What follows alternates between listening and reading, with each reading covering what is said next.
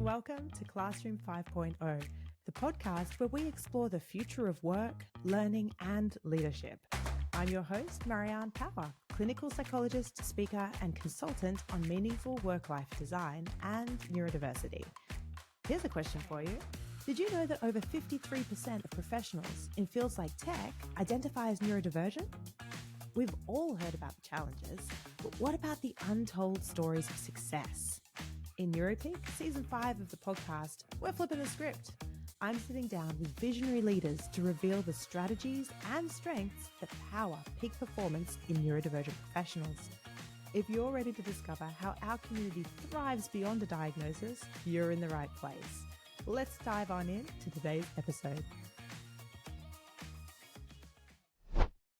Welcome back to Classroom 5.0. Today I have with me Jade Warne, who is the founder and owner of Small Business Growth Club. We're going to hear all about that business. So before we do, Jade, welcome. Can we start, please, with an introduction for yourself? Let us know who you are, how you show up in the world and why, and what your impact is that you're creating at the moment. Oh, thank you so much for having me. I'm so excited to be here. I'm Jade, as you mentioned, the founder of Small Business Growth Club. I am, most importantly, a mum of 3 little humans. That's a really big and important driving factor in what I do. And I'm also the eldest of 7 children. So I think this is something I don't talk about. I didn't know that. Yeah. No, it's something that I hardly often share, but it is very obviously deep and powerful and very impactful to my kind of personal upbringing, and my perspective on life is, being surrounded by a lot of people all the time.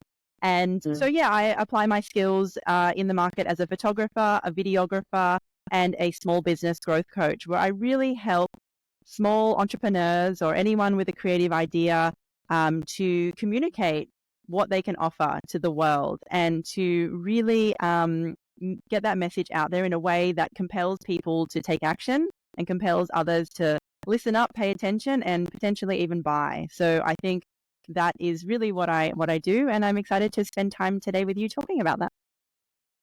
Oh, me too. And for those of you in my personal circle, you know that I'm the biggest Jade fan. I'm also a member of the Small Business Growth Club, and I'm just loving everything that you are providing with us to take action, because that's one of the barriers that we're going to speak to today. But before we deep dive into that, I've just learned something new about you coming from your family of 7. And some of the other things I'm learning about you is your segue into your own entrepreneur experience and being a female founder, but out of the corporate sector. And I wondered if you could kind of double click on that history for us. You got to learn today, by the way, listeners, Jade is like the ultimate creative multi-hyphenate. So yes, lots and lots and lots of different experiences. Take us back a little bit to the early days.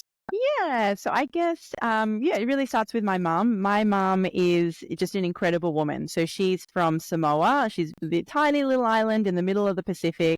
And, really then when you think about it, it was her mum as well. So when you think about growing up on the island, they don't have the resources that we have. They don't have the opportunities that we have. And so the people who thrive and survive on the island are the people who are resourceful. They're the people who are ingenious, and they are the people who take action.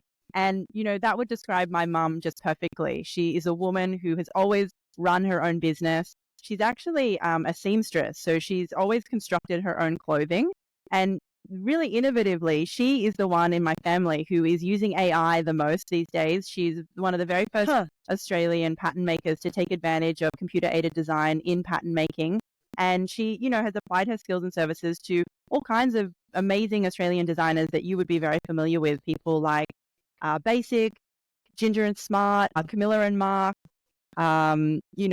Dion Lee, Romance Was Born, the whole spectrum of, amazing Australian designers. Someone in the back end there is converting a designer's sketch to a pattern that is then sent offshore to be cut, produced, manufactured, and sent back to us. And that is my mum's business. So you can see straight away the focus on, ingenuity, on spotlighting, particular pain points, and then using technology to really unblock any barriers there. And, one thing my mum does, and I really want to highlight this, is, sustainability in fashion is a huge concern, for everyone. But, when you're using technology, you can actually, create designs, have designs, visually kind of displayed.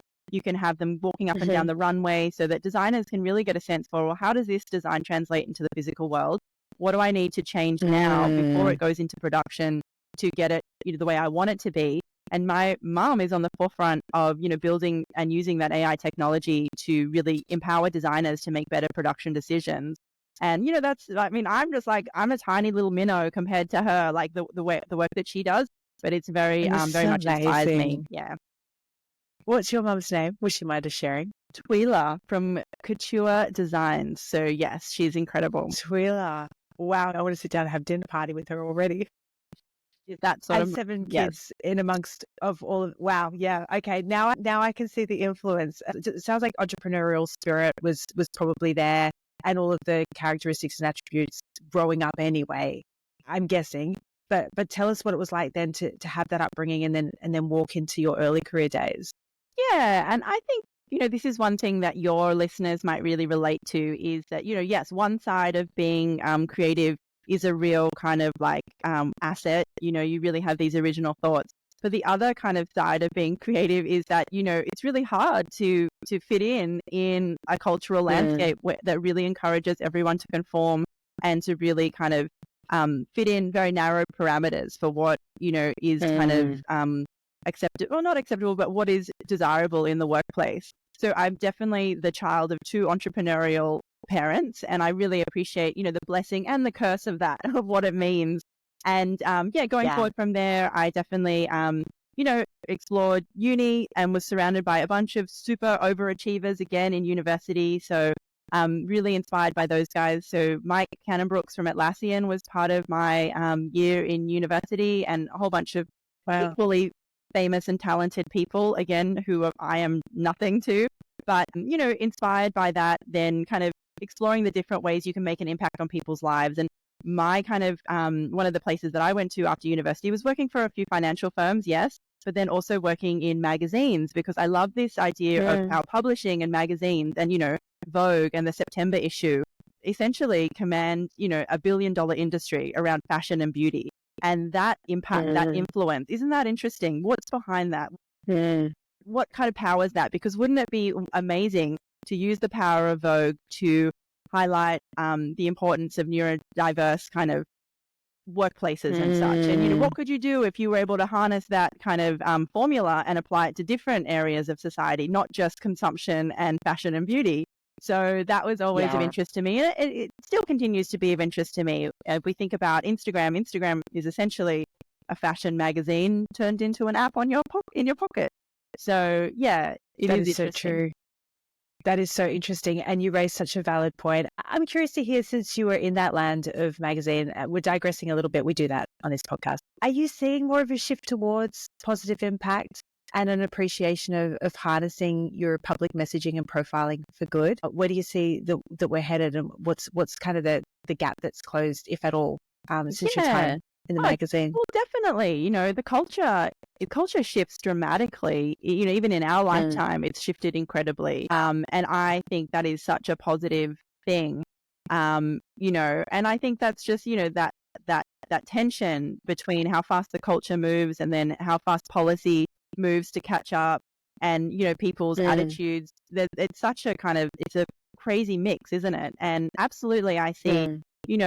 I think at the end of the day, when you think about magazines, you think about the face of one woman on the cover of a magazine, and her impact to set the agenda and to set what is beauty, what is important, conversation, what do women want. Like, that's really powerful. And credit to those women, they have set the agenda. You think about Jessica Alba back in the day with her organic brand, her little organic brand. Well, now every brand is organic. And so it really does highlight and underscore the power of women to make an impact on the economy. And I love being part of that. Yeah, you sure are. And you're empowering other women to see their potential to be a part of that as well, which is just what I love. So let's switch across now to this world of entrepreneurship and small business and female founders in particular. I know you and I are both very passionate about supporting big, creative, ambitious minds.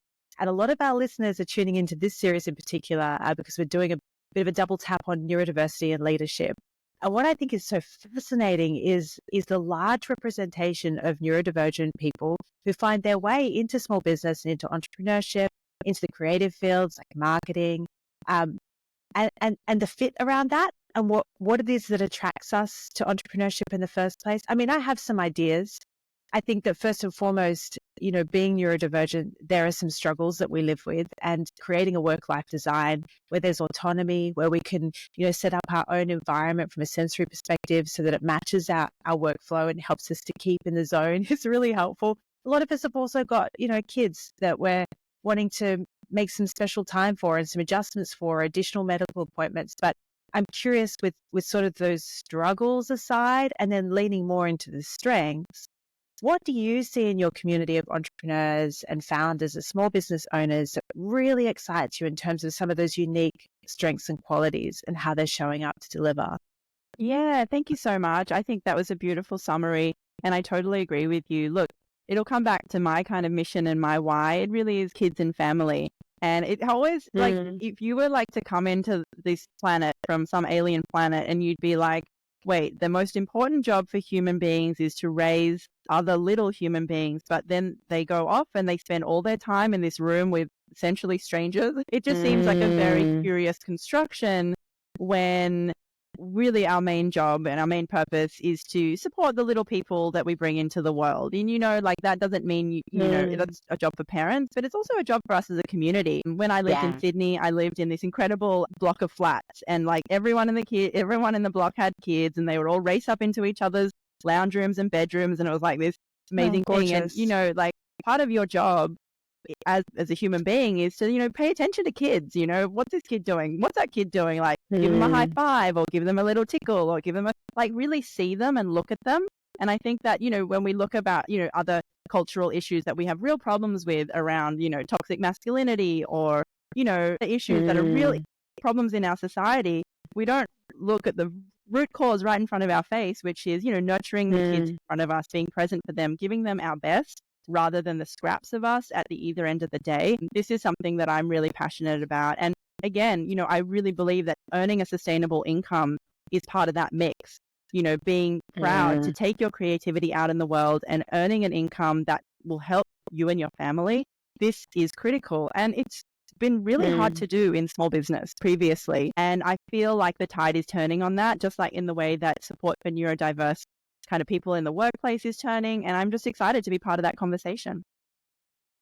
That's awesome. I love that focus on family as well. I think we're seeing, and COVID brought a lot of this actually, as families were forced initially, and then we're all like, oh, I don't know that we'll go back to that free world that we lived in, to come together. And there was a lot more intergenerational sharing of responsibilities and banding together. I really see that is an absolute blessing of owning and running a small business. And I guess, it'd be a missed opportunity if we didn't then flip the script on that and say that, particularly for some of us who have got particular cognitive traits like hyperfocus, there can then also be that risk for overcommitment and or a focus of direction that perhaps isn't going to then articulate into income. What do you see in terms of being some of those barriers that can make our communities more vulnerable to, say, overwhelm, stress, burnout? Because I know that you're doing a lot of work in that space, and I'm curious to hear, why that lights you up and why that's really important for you as well. Yeah, I love your focus on this. And the thing that comes to mind is curating your digital diet. We have a culture that is hyper-focused on physical diets and nutrition and health. Well, what about the health and nutrition of your mind and the health and nutrition of your thoughts?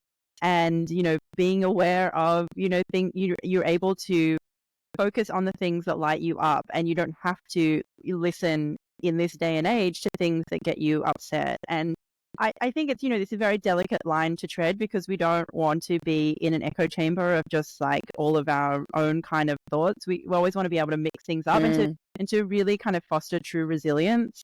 But I also think that, when it is getting too much, we should all be aware there is an off switch. There are things like mute. There are things like block.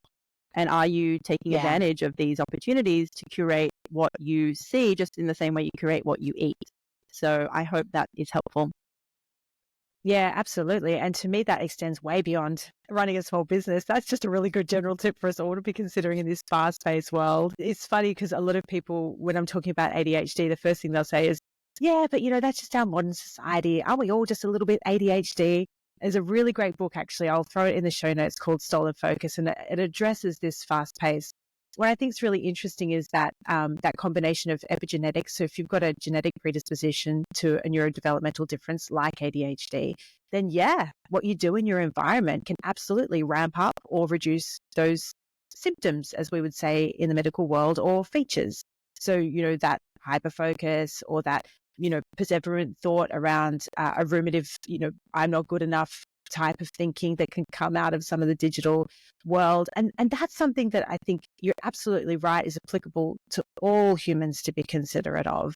That's a really, really great tip. And what I'm really loving about working with you and in the community as well, Jade, is you can tell I'm just fan clubbing here, right? Everyone's going to be saying, what's going on with this small business growth club? But what I think is just so exciting is your ability to take some of that hassle that I, at least as an owner myself, have had, some of that perfectionistic struggle that I know a lot of us with ADHD have, some of that doubt that can kick in and overwhelm and, I've got to do all the things. Talk me through your values first. So you've started with family. What were some of those strengths that you wanted us as your community, but entrepreneurs in general, small business owners, to be able to double down on so that one, they can get rid of the overwhelm, but two, they can really deliver? Yeah, good question. I think for me, it always comes back to seeing your customer. And this is one of those things that everyone's heard a million times. Mindset. We need to define our customer, our hero customer. But defining, this is the challenge, right? Defining another human being is like trying to define the ocean. Like, we are all so complex, so multifaceted. I like that. It's like trying to define your partner or your child. Like, it's like you could never do that because A, you're so close to them, and B, there's so many different parts of them that it's hard to see them. And it's really easy to write it off though, isn't it? Oh, he's nice. Oh, they're cute. Like, we give these one-liners, but really being deeply curious and fascinated by your customer in the same way you are fascinated by earning money is one of the things that I see. And I think that's what people get wrong, is they get obsessed with what's in it for me. And by that, I mean, they're just led by their natural human self-interest. Like, okay, we're all in it for ourselves. But if you really want to make traction in small business and in anywhere in life, it really is about thinking, well, what's in it for them? What are they getting out of like my post or my podcast or my freebie? And what I see is it's really hard for some people to do that. And that could come back to all kinds of different things. But what I try and do with my tools is I try and make it easier for you to hero that person and to see them. And even just seeing someone, being able to see them and articulate what's going on for them is a service. And you and we've been recipients of this often in our lives. You think about Oprah. You think about the way that she is able to be so personable and articulate and make, when you're listening to Oprah, it feels like she's like reading your diary. She's like, oh my God, how did she know that about me? Yeah, that's so true. Really kind of using her as an example of, doesn't matter how famous you are, how successful you are, or how not famous you are and how zero, income you're making. If you're able to see other people and articulate what's going on for them, things will happen for you. People will gravitate towards you. People will want to be close to you and they will want to work with you. They will, they will want it. And so that for me is really the hero piece of it all, and never stopping getting curious. I think one thing that businesses do is they love to do this customer demographics and then they love to put it on the shelf and then they like to get back to the exciting business of making money. And I'm like, no, like your customer, the more curious you are about them, the more you find out, okay, Mariane, how did your clients from your very first round, where are they now? And what are they doing in their businesses? And, even staying in touch with them and wanting them to be part of your ongoing journey 3, 4, 5 years later, that only strengthens your business, because I guarantee they're doing amazing things because of the impact you had on them. So it is one of our benefits of being a small business is that the way we do business is like less transactional than big business, and it's more relational. So I love that. Yeah, I love that. And I'm so glad that you led with that, because it is 100% what attracted me to you and your work, and just you as a human, is your service mindset. And I think what's really interesting, we're in a bit of an economic downturn at the moment. Everybody I speak to is noticing that there's less penny spending going on. And so I think with that can come a little bit of fear and scarcity mindset. And then the reaction to that, is, oh, okay, well, I've got to get louder. I've got to get noisier. I've got to bash. I've got to hustle and I've got to push. And what's really interesting is that the humans that I'm noticing are having that greater impact are leading with impact. And that impact is then from that service mindset translating into continued business and continued growth. And just in watching some of the, for want of a better word, trends emerging, it's really beautiful to see those who are leaning into how can I be here in this season for service, recognizing that it is going to be a hard one, but to sit with those two difficulties side by side and still show up. And that consistency is something that I really admire, because creative consistency and then delivering on that, like you and I both know that's not easy. If it was, everybody would probably be doing it, right? 100%. And so I'm really curious to ask you about your own creative process, because I know that you've got such a focus on the humans that are in your community, but I want to know about you, Jade. Like, tell me about what happens for you in terms of idea formation. Are you like ideas come into the shower kind of person, and then how do you grab them? What do you do with them? Because you're constantly creating in the world, which is beautiful. And I'm so curious about that. Thank you so much. I was thinking about this morning, and I look at my little son. He's 6 years old, and you know what? This one time we went to the market, and this lady had this really kind of scrappy old set of like Duplo on the floor, laid out at the market, and she's like, it's $15, and we were like, come on, like give us it for 10. She's like, it's $15, people, and like we got it for $15, which, we were like, this is the most expensive Duplo we've ever bought, and then we get it home and my son has not stopped playing with that Duplo for the last 6 years. He has created so many amazing creations out of it. It's basic stuff, right? And like that Duplo was worth $10,000 to our family. And I think about, and I love that story looking at him, because that's all I am. At the end of the day, I am a girl who loved her Duplo, who like had this basic Lego set and just was like obsessed with like shaking up the box and then seeing what came out and then seeing what I could create from it. And if you look at me and my businesses, that's all I'm ever doing. The Lego changes, like it might be Instagram, it might be ChatGPT. I'm sure there'll be something else that comes out. But what I do at the end of the day is just a girl sitting with her Lego, trying to configure things and reconfigure them and solve some problems with that. And, that's what I see my little boy do too. And I love admiring, I love seeing it from this perspective now, the way my parents would have looked at me and, see, like you said, that intergenerational thing of problem solving, of creativity. And for me, it really comes back to that Lego. So don't hesitate to invest in the Lego, parents, is my message. I love that. And the other piece that I heard was shaking things up. I mean, I'm just already hearing that experimenter's mindset or taking that scientific approach to running an experiment, testing a hypothesis, getting curious, collecting the data for those of us who love our numbers, and then being prepared to tweak and turn and throw it all back in the box, shake it back up and do it again. That really appeals to me and my shiny light brain, because I like new and novel seeking things. And I wonder if that's also part of the appeal for a lot of our entrepreneurs as well, is that opportunity to continue to play as adults, because that kind of gets taken away from us, I think, in other systems as we get older. And yeah, I agree with you. Creativity is just a beautiful way to come back to that. Yeah. Gosh, you've given me lots to think about there.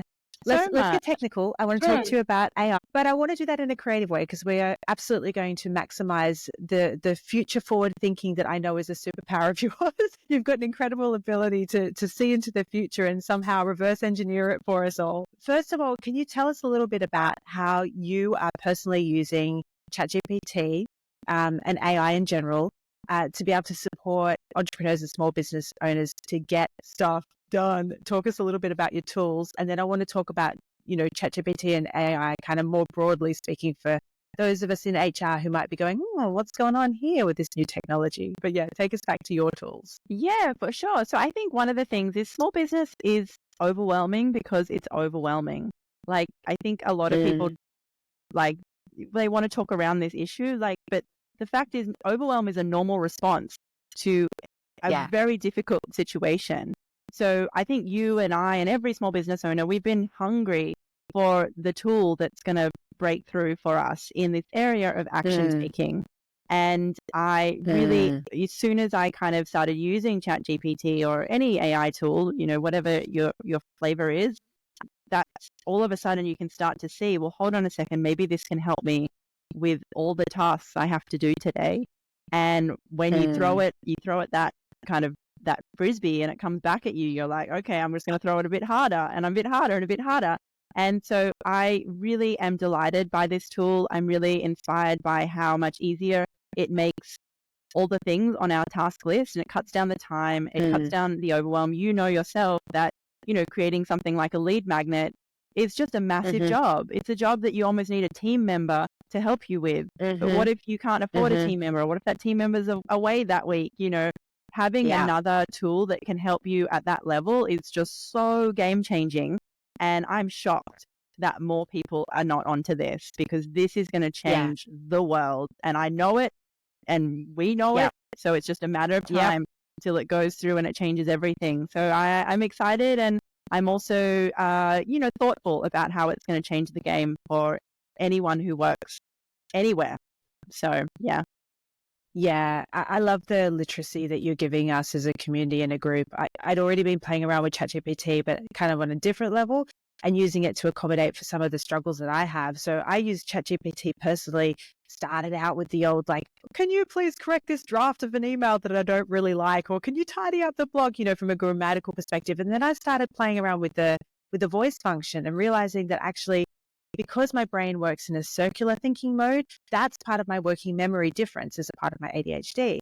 So when I can voice text something into ChatGPT and give it the heads up, hey, ChatGPT, I'm working on an idea right now, and I can kind of see some patterns, but I haven't quite got the formation. Can you hear me out? Then that way I can see the gaps in my thinking. I can see the gaps in my thought processes and where I need to be able to refine my messaging or my idea. So that's the way I've been using it. Then I'll come into Small Business Growth Club.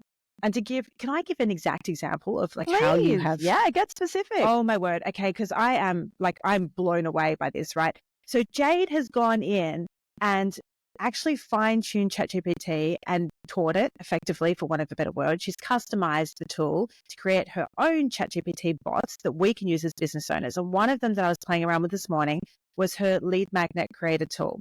So to give an exact business idea, I've been asked to pivot some of the trainings that we do for individuals on ADHD to be able to go out and support psychologists, which is really exciting. One of the first things you want to do is hey, introduction to ADHD without the big investment. It's called a lead magnet, right, in the marketing world. So Jade's tool, I was able to take curated content that's mine and pop it into the lead magnet ChatGPT tool, and it spat out 20 different ideas of how I could create a couple of page documents to be almost like here you go, this is my gift to you. Now, if I worked on that personally, I swear, I was saying to Jade before, 3-4 days, analysis paralysis kicks in, perfectionistic traits kick in, all the hyper different things. I'll go over here, I'll go over there. This tool allows me to get something to the market that I'm wanting to serve today. So I just think what you are doing with ChatGPT is phenomenal, and I agree. I want to come back to the idea that why aren't more people using this? Yeah. You talk to me though, what are you seeing in the superpowers in AI that you want other people to know about?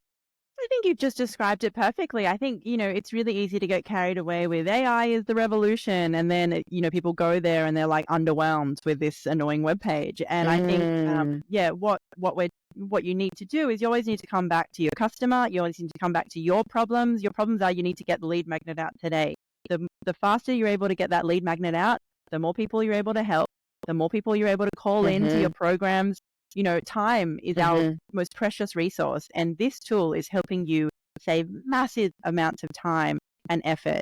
And for me, it's a no-brainer. So I'm just yep, let's go. I've been waiting for this. Let's plug it in, because, the marketing fundamentals are there. You need a lead magnet. It needs to connect, but the specifics, they can be taken care of potentially by, another resource or by AI. So it's adding to our toolkit. It's adding to our arsenal of things that we have to use as small business owners to survive and thrive. Yeah, absolutely. And, speaking to the future of that as well, because I think there's a lot of fear, and you and I were talking about this off camera just before. It's well, now that ChatGPT has come in and it's automating all of these functionalities that we would have otherwise done as creatives ourselves, where's the quality of content that's going to be getting out into the world. And I think that for me, it's holding those two things side by side. Like my perspective on this is, I don't want ChatGPT to write my stuff. That's not cool. I want to maintain my own thought leadership. I don't want to be lost in the masses of everybody else's same old, same old. That's just so vanilla. But where I see the absolute potential for ChatGPT is around the refinement of ideas, is around pulling pieces and patterns together. You know, how can you work with this as a tool to be able to really elevate and get to the next idea and double click on that and make sure that it lands with your audience in a way that's accessible and that people can understand it and read it and get amongst it. Because that's where I think the content curation piece and our ability as humans to be able to prompt and learn those story prompts in a way that do something new or bring a new invitation to life. For me, that's where I get excited about the possibilities. But what about you? Yeah, absolutely. I think for me, it was, everyone wants to like the formula to make $1 million. But the truth is the formula's out there. Like, any kind of bestseller book tells you the formula. It's not the formula that's the magic. It's the execution. It's the implementation. Yeah. That's where people fall down. It's not buying the gym membership. It's going to the freaking gym. So for me, it's just helping you consistently, right? And otherwise we'd all be massively ripped. And the same with making money. Like the world needs your gifts. The world needs your creativity. The world needs you to solve those problems. But unless you can get out there consistently and do it, no one is going to buy it.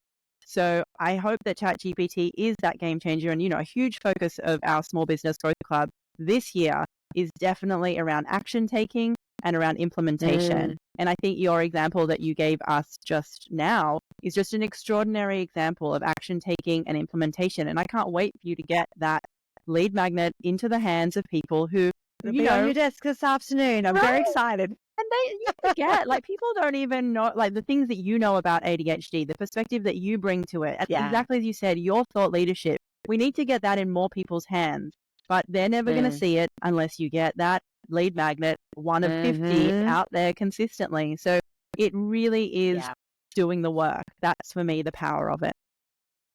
Yeah, 100%. I want to relate this back as well. I know we're coming to an end, but to our HR leaders who are listening in going, well, this is all very well and good for small business owners and entrepreneurs, but how am I going to use this in my life?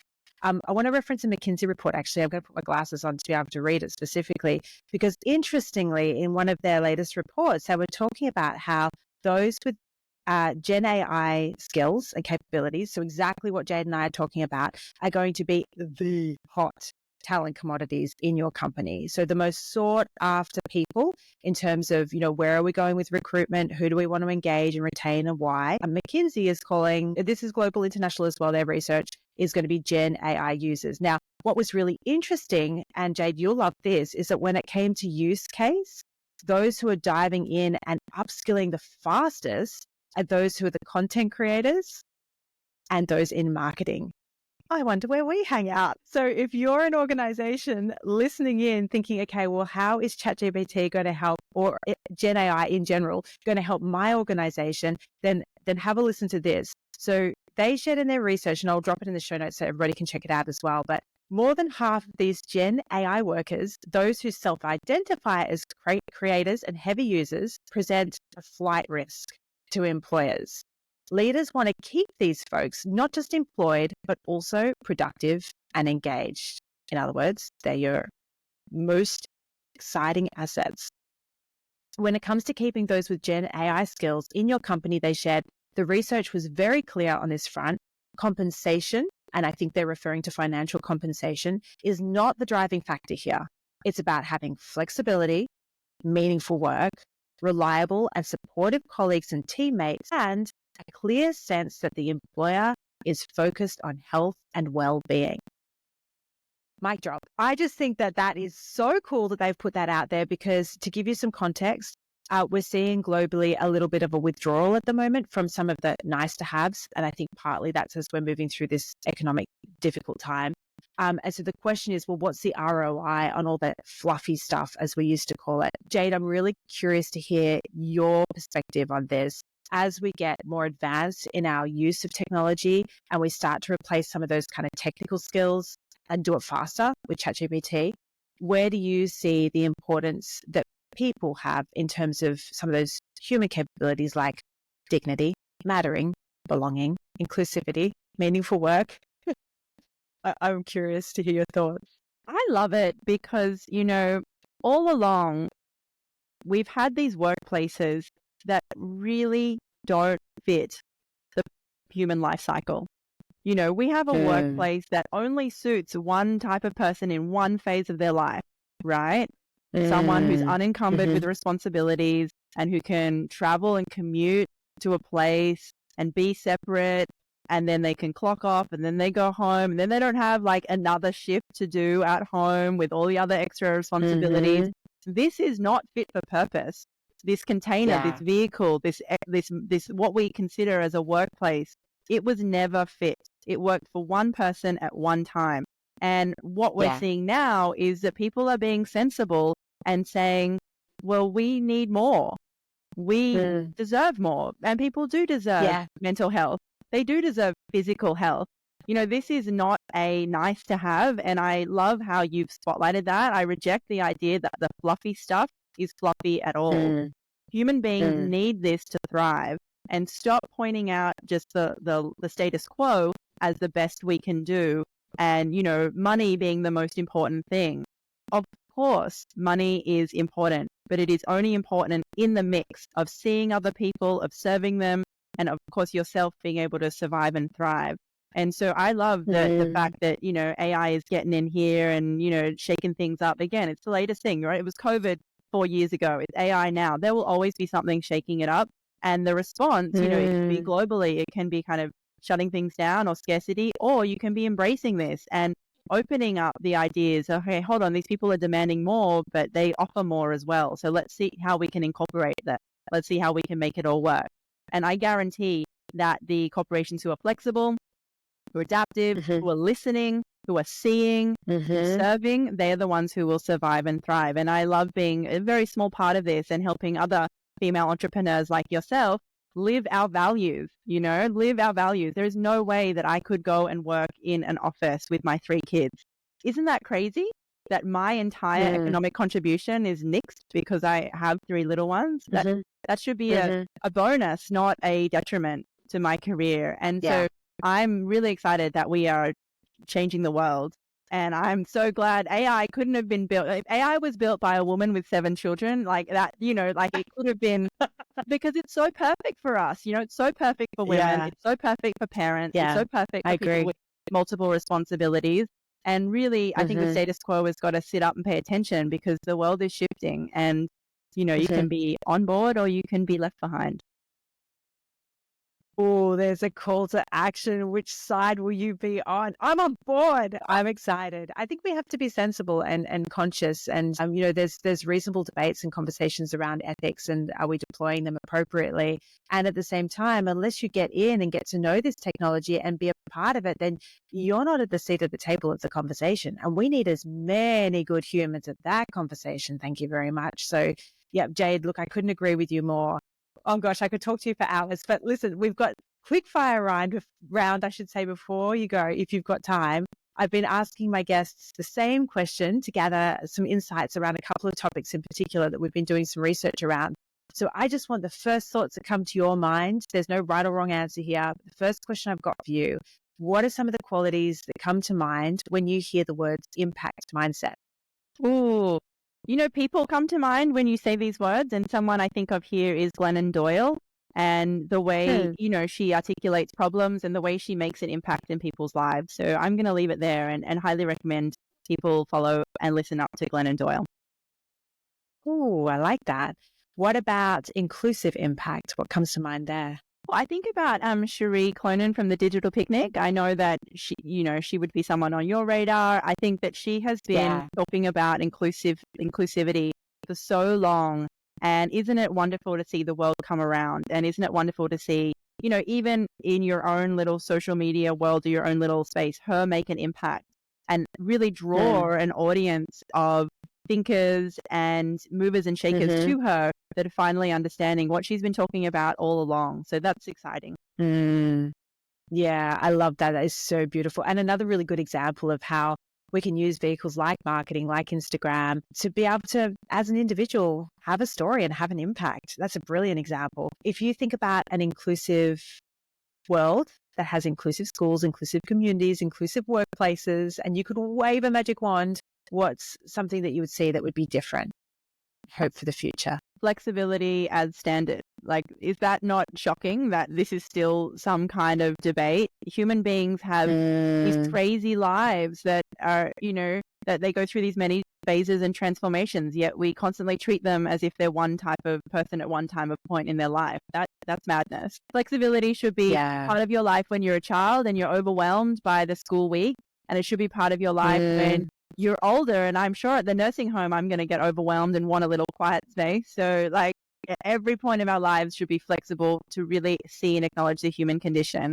And I really, very quite strongly reject this rigid parameters that have been put around us and quoted as normal, when I feel that that is not normal in any way. We have these lives that go through many different phases, many different seasons of life. And wouldn't it be lovely to welcome and see all of those different seasons?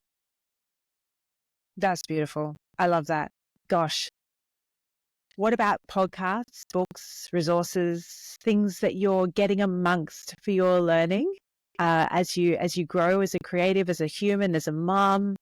What are your favorites? What would you recommend? Definitely. Well, I've got my girlfriend, my kind of work wife, Emma Lovell. She is of course, her new book. Yeah, she's got her new book out. So I'd highly recommend that. So she is her latest incarnation. We all go through many incarnations and we should evolve as people and as business owners. Her incarnation is as a pleasure coach. And I love this for so many different reasons, because pleasure is maybe not quite a well-known word in the English language, but she is bringing it back. No. And pleasure is about combining business and leisure into one life. And didn't like light bulbs not go off then? Because this idea that you should take 4 weeks of your year and travel and then the rest of the year is like done. Or I'll call this out. So many people who don't take those 4 weeks of their year and end up working themselves into the ground, accruing this leave. That is a false box. That is what someone else came up with for you. You do not have to live like that. And Emma's come up with this idea that you can work and travel as your life. And imagine the opportunities that you could have to see this world, to see this one planet that you've been given, that we're never going to see it unless you go and do it. And so Emma's unlocked this incredible revolution. She's calling herself the Pleasure Coach, and her new book is The Art of Pleasure. So she's really exciting, and I highly recommend you catch her in her podcast and her new book, and I'll be supporting her at her book launch in Sydney. And if you're there, Mariane, we'll get to meet for the first time. So that would be really amazing. Exciting. Yeah, I'm trying to get down there. I can't wait. That's such a good call. Pleasure. Yes, it's on my reading list. I can't wait to hear it. Some of the thought leadership she's got there too. It really sings to my idea of work-life design, and that, how can we pull our purpose and our passions together. And I think that applies as well to people who are not in a position to run their own business, and maybe they are working for somebody else. These principles still apply. So lean in, please, whatever you do. Awesome. The last question I've got for you is, what does it mean to live a meaningful life? Oh, what a beautiful question. I think for me, it comes back again to family, and it comes very much to seeing the people and the battles they fought before us to get us here, and to, honor them by, I love the way that you are fighting your own battles in terms of, drawing attention to issues that other people would love to be, swept under the carpet or not acknowledged. And you're like, hold on, no, this is a thing. This is important. This is different. And I think that what you do is advocacy, it's activism, it's telling a new story. I think that's really important. I think that for me, that's what I try and do in my business, is really to empower those people who feel like they don't fit in, maybe elsewhere, and to recognize that what they perceive as their weakness is a strength if they let it be. And that's what we do. That's what we do in my Small Business Growth Club. That's what I do with my team. I really aim to just see them where they are, meet them where they are, and to build, a sustainable life from that. And that to me is my greatest purpose and my greatest joy. So thank you. I get the sense that you do that beyond your business and with every person and community and event that you touch. So thank you for being you and just showing up the way that you do. I take a lot away from all of our conversations. I really appreciate you sharing your time today, Jade. And I know that listeners are going to want to get amongst the action. Where can everybody find you across all things, the Internet of Things? What's the best way to get in touch? Of course, at Small Business Growth Club on Instagram and smallbusinessgrowthclub.co online and Small Business Growth Club on Facebook. Beautiful. Thank you, Jade. I can't wait to bring this episode to our listeners. And for listeners who have joined us today, thank you for listening to another episode of Classroom 5.0. And of course, for your interest in inclusive impact. We'll see you next time. Thanks for tuning in to Classroom 5.0, our NeuroPeak series. If you enjoyed today's conversation, don't forget to check out the list of resources mentioned. Just hit the link in the show notes below. And hey, if this episode resonated with you, I'd love it if you could share it with a friend, leave a review, and make sure to follow the podcast so that you don't miss what's coming next. We've got a ripper of a lineup. For more on supporting your own neurodiversity journey, you can head on over to marianepower.com.au. I'd love to hear from you. Thanks again for listening, and we'll see you next time.